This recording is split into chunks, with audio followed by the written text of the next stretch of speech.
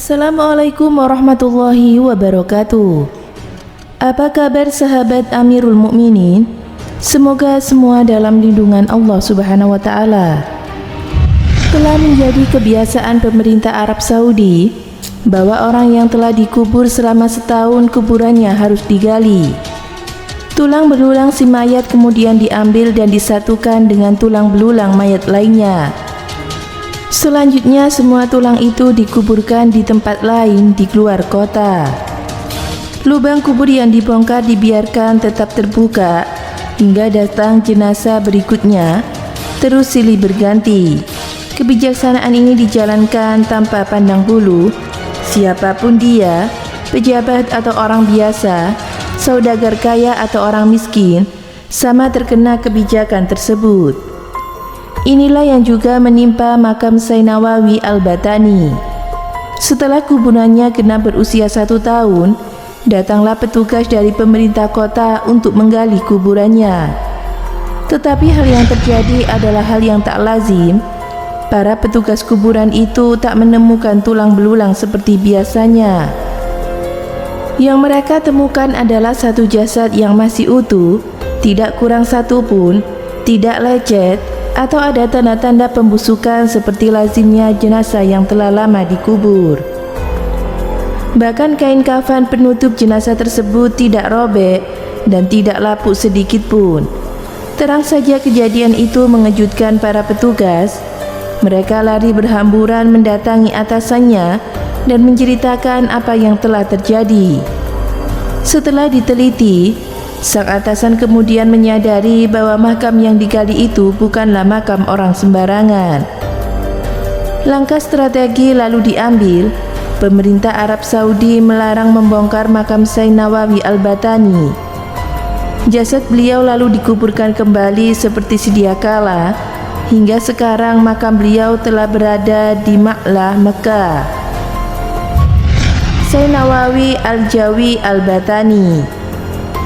Nama lengkapnya adalah Abu Abdul Mu'ti Muhammad Nawawi bin Umar bin Arabi Al-Jawi Al-Batani. Ia dilahirkan di Tanara, Serang, Banten pada tahun 1230 Hijriah sampai 1813 Masehi. Ayahnya seorang tokoh agama yang sangat disegani. Ia masih punya hubungan nasab dengan Maulana Sayyid Hidayatullah atau Sunan Gunung Jati, Cirebon. Pada usia 15 tahun, Nawawi muda pergi belajar ke Tanah Suci Mekah karena saat itu Indonesia yang namanya masih Hindian Belanda dijajah oleh Belanda yang membatasi kegiatan pendidikan di Nusantara. Beberapa tahun kemudian, ia kembali ke Indonesia untuk menyalurkan ilmunya kepada masyarakat. Tak lama ia mengajar, hanya 3 tahun, karena kondisi Nusantara masih sama, di bawah penjajahan oleh Belanda, yang membuat ia tak bebas berkegiatan. Ia pun kembali ke Mekah dan mengamalkan ilmunya di sana, terutama kepada orang Indonesia yang belajar di sana. Banyak sumber mengatakan Syekh Nawawi wafat di Mekah dan dimakamkan di Ma'lah pada tahun 1314 Hijriah sampai 1897 Masehi. Namun menurut Al-A'lam dan Mu'jam Mu'alim, 2 kitab yang membahas tokoh dan guru yang berpengaruh di dunia Islam, ia wafat pada tahun 1316 Hijriah sampai 1898 Masehi. Peran strategi bagi dunia dan Indonesia. Syekh Nawawi Al-Batani adalah satu dari 3 ulama Indonesia yang mengajar di Masjid Al-Haram di Mekah Al-Mukarramah pada abad ke-19 dan awal abad ke-20. Dan 2 yang lainnya ialah muridnya, Ahmad Khatib Minangkabau dan Syekh Mahfud Termas. Ia menunjukkan bahwa keilmuan sangat diakui tidak hanya di Indonesia, melainkan juga di semenanjung Arab. Syekh Nawawi sendiri menjadi pengajar di Masjid Al-Haram sampai akhir hayatnya, yaitu sampai 1898. Lalu dilanjutkan oleh kedua muridnya itu, wajar jika ia dimakamkan berdekatan dengan makam istri Nabi Shallallahu Alaihi Wasallam, yaitu Khadijah radhiyallahu anhu di Ma'la. Syekh Nawawi Al-Batani mendapatkan gelar Sayyidul Ulama Al-Hijaz, yang berarti sesepuh ulama Hijaz, atau guru dari ulama Hijaz, atau akar dari ulama Hijaz. Yang menarik dari gelar di atas adalah beliau tidak hanya mendapatkan gelar Sayyidul Ulama Al-Indonesia, sehingga bermakna bahwa kealiman beliau diakui di semenanjung Arabia, apalagi di tanah airnya sendiri. Selain itu, beliau juga mendapatkan gelar Al-Imam wal Al-Fatwa Al-Mudaki, yang berarti tokoh dan akar dengan pemahaman yang sangat mendalam. Masya Allah, itulah kisah dari Syekh Nawawi Al-Batani. Jenazah beliau masih utuh walau sudah dikuburkan bertahun-tahun. Semoga bermanfaat. Wallahu a'lam bishawab.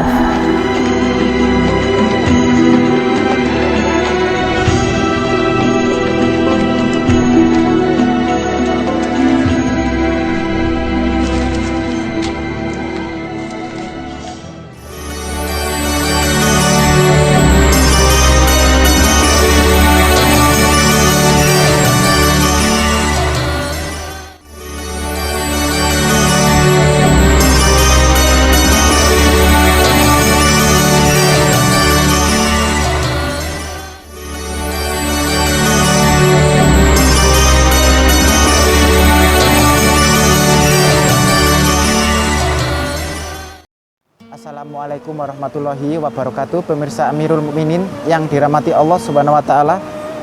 Syekh Nawawi Al-Bantani Al-Jawi lahir di Tanara, sebuah desa di Kecamatan Tirtayasa, Serang, Provinsi Banten, Indonesia.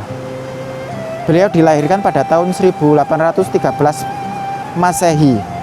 Beliau masih keturunan Rasulullah Muhammad SAW dari jalur Husain bin Ali. Sejak berusia 5 tahun, beliau mulai belajar ilmu agama langsung kepada ayahnya bersama saudara-saudaranya yang lain.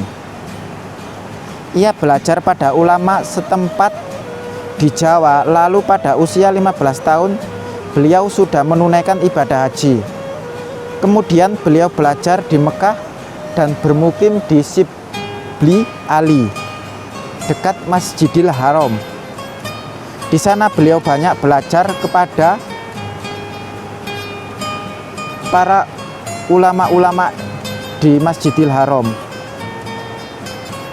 Syekh Nawawi Al-Bantani dikenal sebagai seorang ulama Indonesia yang diakui di dunia internasional. Beliau adalah ulama Indonesia yang dipercaya menjadi imam di Masjidil Haram. Hari-hari Imam Nawawi dihabiskan untuk mengajar, memberi fatwa, memimpin sholat di Masjidil Haram, dan menulis kitab-kitab.